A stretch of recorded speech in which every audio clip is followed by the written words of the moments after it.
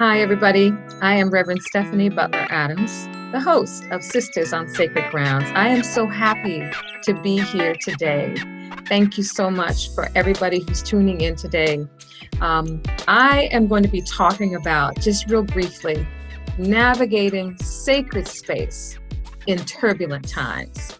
When we talk about sacred, things that are sacred describe things that are dedicated or set apart for special use or purpose, right? Sacred speaks to the consideration of things that are worthy of spiritual respect and honor, devotion and reverence. And so as women, we must carve out, especially Black women, we're under a lot of pressure. And we have to carve out sacred space by first caring for ourselves when we are overcoming social injustice. That is vital to the fight. Why is that?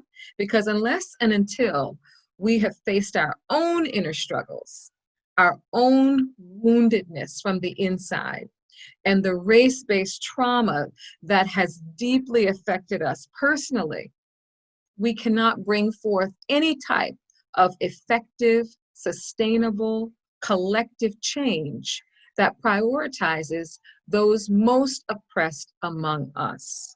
So in other words, we can't be true champions of change and healing among our sisters if we ourselves have not yet surrendered to the same thing. Racial justice, I say, is a healing work. And the healing starts with us, in us. Yep, the healing starts with us, in us. So in times like these, times like the ones that we're living in now, many of us have made a conscious decision to set aside performing arts in exchange for healing arts. The dancers, the singers, the dramatists, the painters, all coming forth with a message. But sacred space, that sacred space allows us to be our very best creative selves while we're living and functioning in crisis and chaos. So today, I just want to share very quickly 5 promises that every woman, again, particularly Black women, should make with herself. 5 promises, all right? Promise number 1, be impeccable with your word. Be impeccable with your word.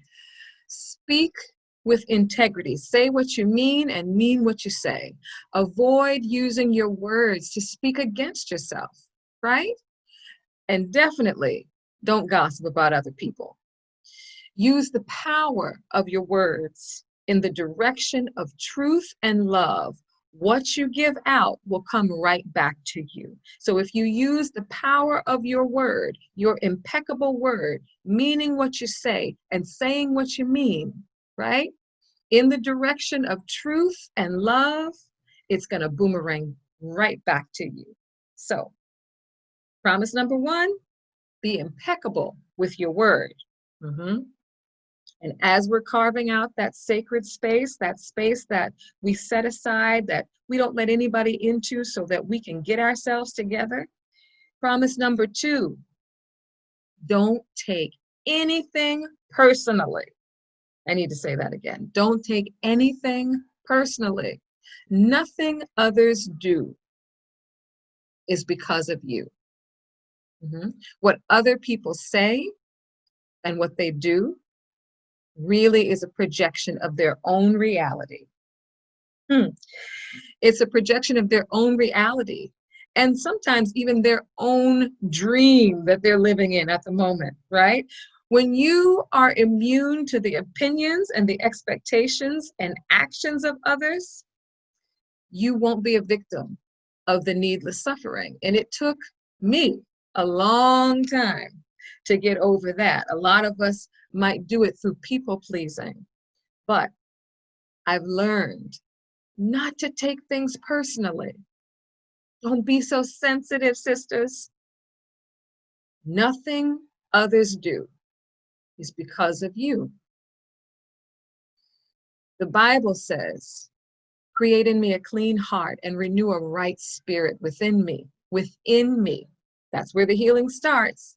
So if you know that your heart is right, that your heart is in the right place, don't take anything personally, right?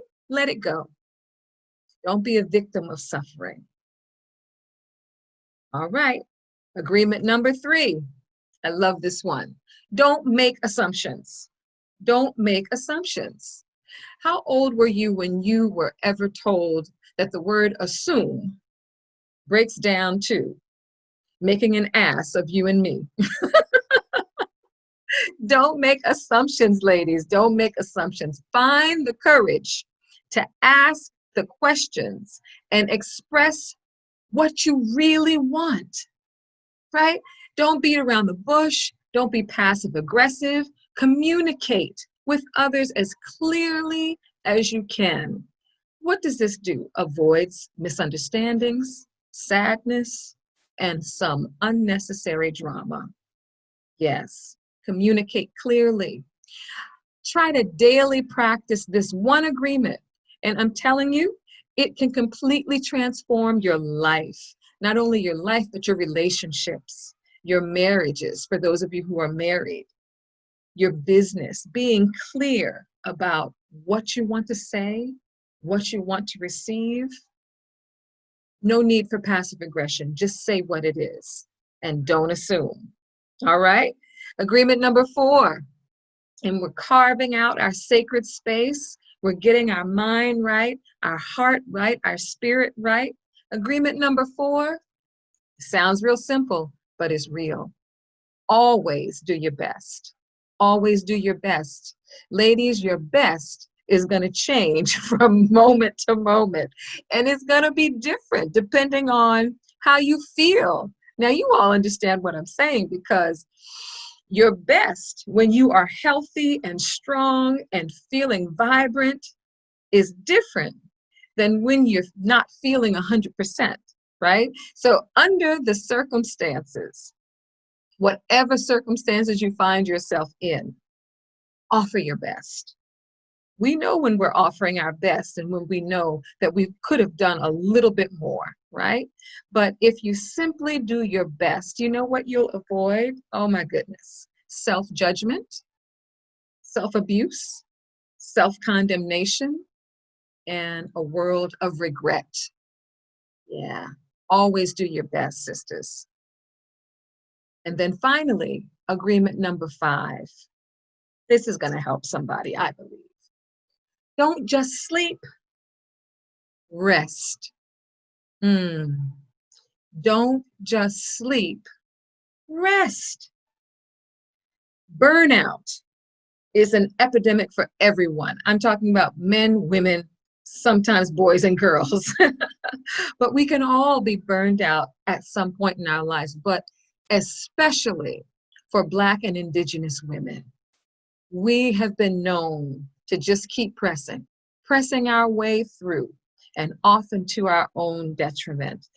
When we learn, I mean really learn how to rest, it's critical for the work that lies ahead of us. Our nation right now, our nation is at a tipping point. And I believe that the explosion of the creative, prophetic renaissance in the arts is at hand. I believe that women of color will be at the helm of that renaissance. In activism, in civic engagement, we have got to get our rest for the battle that's ahead. It's imperative for our own mental, spiritual, emotional, and physical well-being. Rest is more than sleep, sisters. Rest includes time offline, right? Shut down the computer. Rest includes taking a break from feeling like we need to do it all or be helpful for everyone. Turning our phones off. Oh my goodness, did I say that? Yes, turn off your phone. Prioritize your peace. Sitting in silence. Yeah. When's the last time that you sat in complete silence, spending time with people who nourish you. And then the flip side of that is avoiding those who don't, because that's restful. And sometimes rest is doing absolutely nothing, right?